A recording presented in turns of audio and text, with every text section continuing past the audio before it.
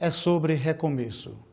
É sobre ter a certeza de que eu não fui tão longe que Deus não pudesse me alcançar. É sobre transformação. Porque Deus nunca desistiu de mim. Ele sempre me amou.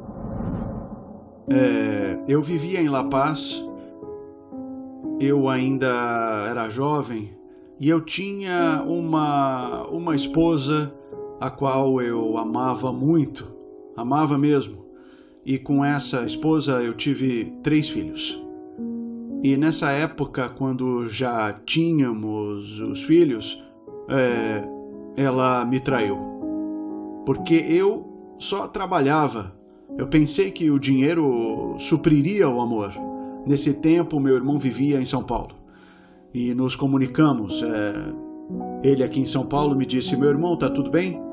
E eu lhe disse: não tá nada bem. Puxa, então vem imediatamente para cá, traz a tua família, aqui vai melhorar, porque o ideal é estar bem com a família. E assim terminei juntando dinheiro e fui para lá e pensei: vou buscar a minha esposa e os meus filhos, e os trouxe para São Paulo. E assim, nesse plano eu fiquei, consegui uma casa, abrimos uma oficina e trabalhávamos juntos. E o que aconteceu? Outra vez ela me traiu. Aí acabou.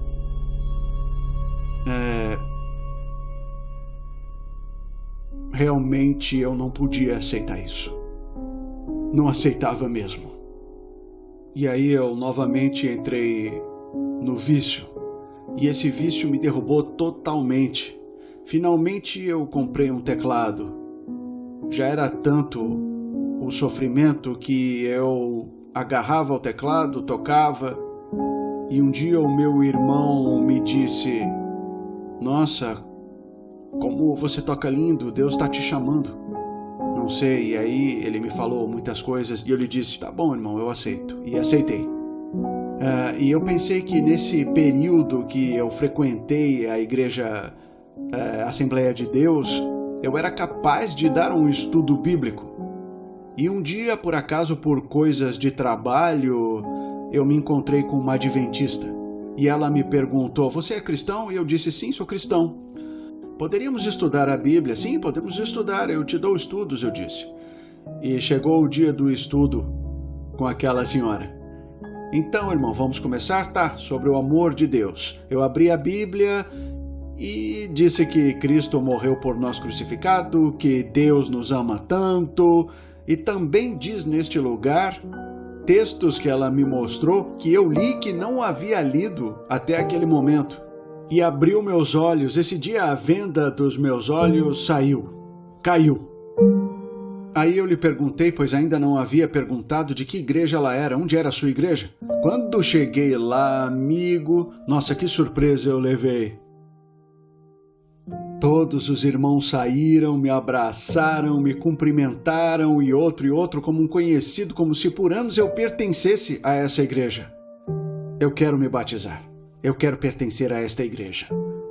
Querido amigo, querido irmão, o que você faz neste mundo, o mundo te julga, o mundo não te perdoa.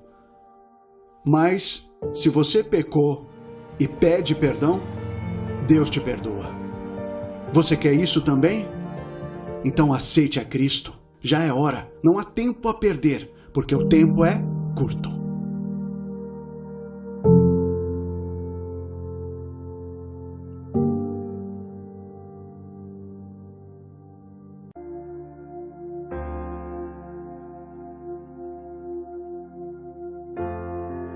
Olá, queridos, seja mais uma vez bem-vindo.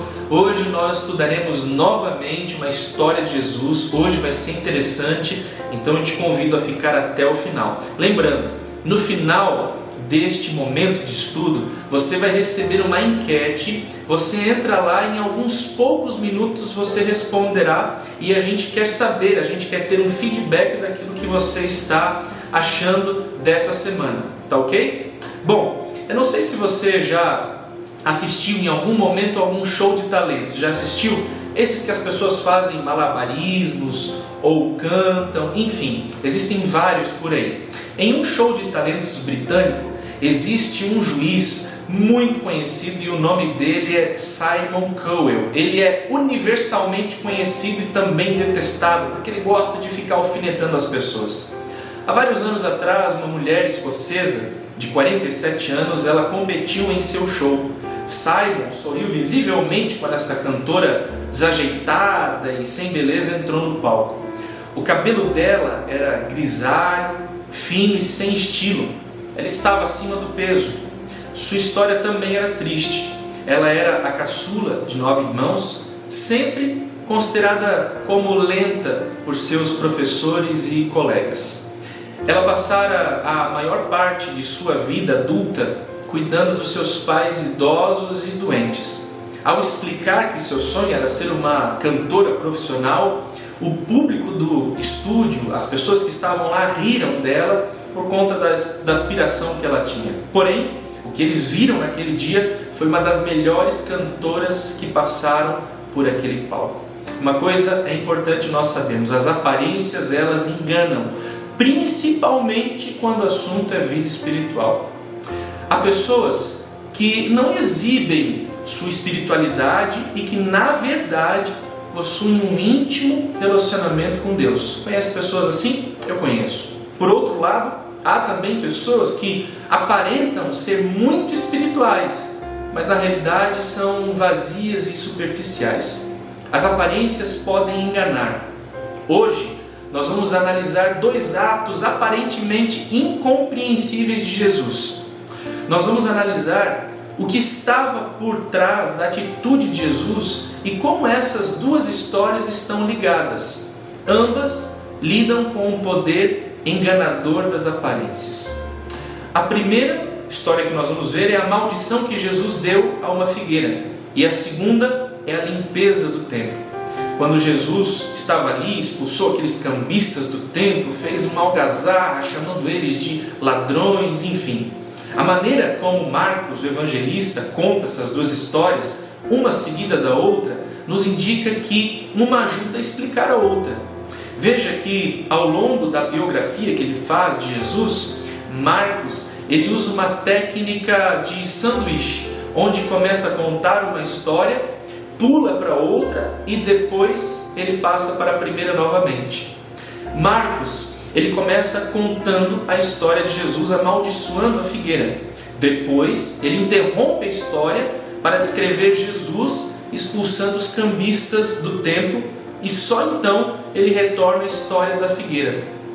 Bom, a história da figueira infrutífera ela está no livro de Marcos, capítulo 11, versos 12 a 14, verso 20 e 21, e diz assim: No dia seguinte, quando estavam saindo de Betânia, Jesus teve fome. Vendo à distância uma figueira com folhas, foi ver se encontraria nela algum fruto.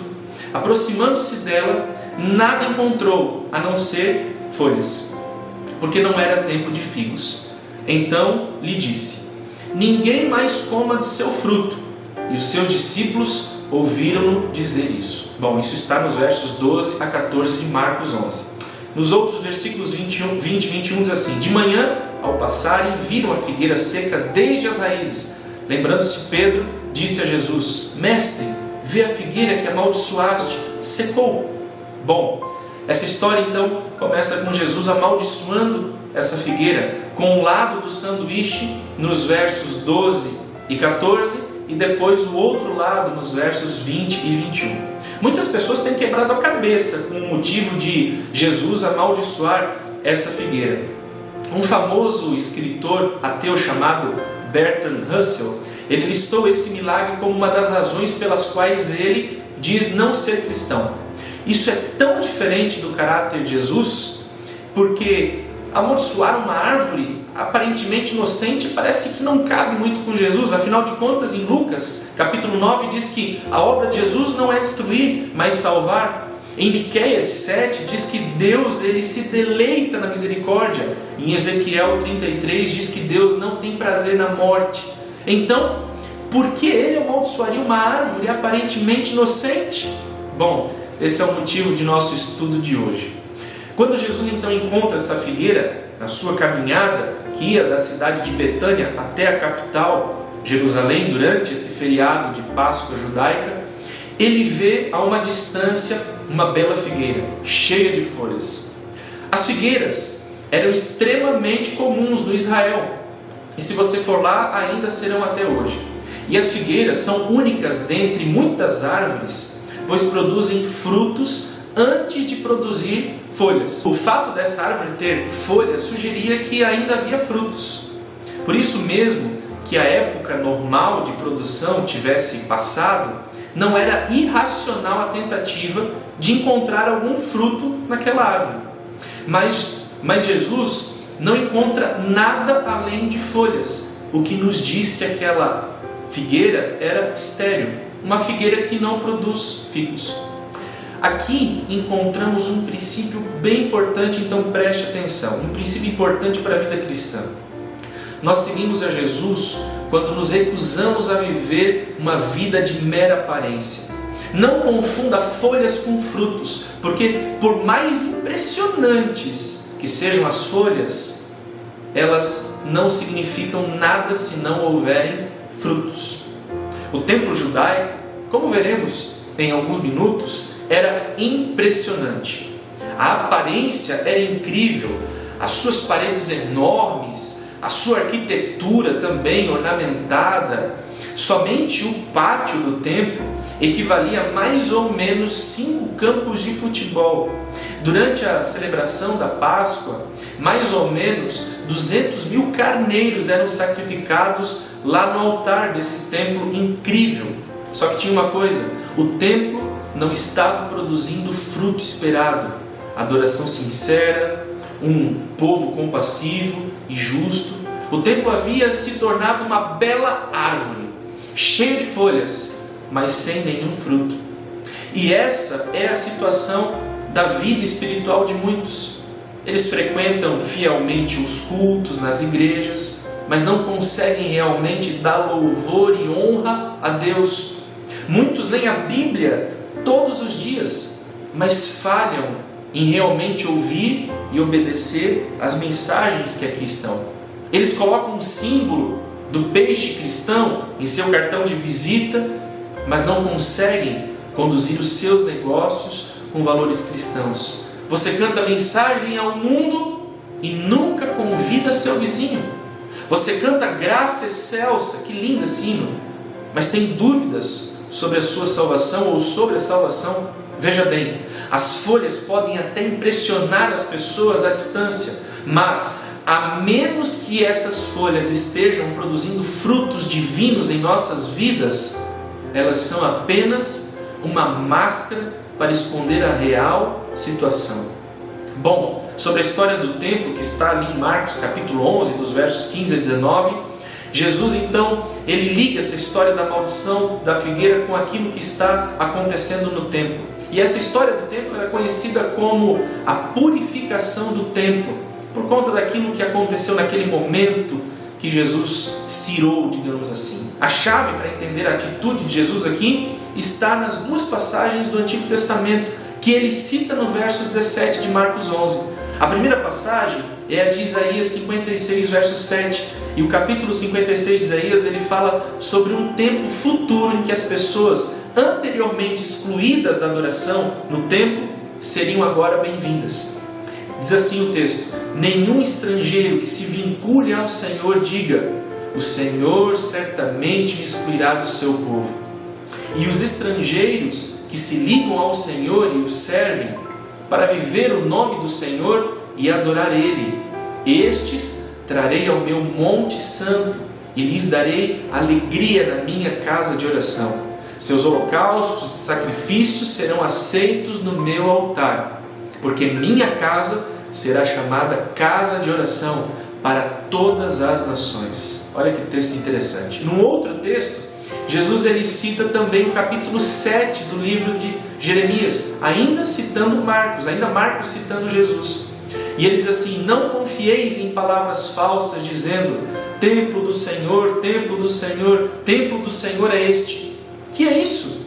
Furtais e matais, cometeis adultério e jurais falsamente, queimais incenso a Baal e andais após outros deuses que não conheceis, e depois vindes e vos pondes diante de mim nesta casa que se chama pelo meu nome e dizeis, estamos salvos?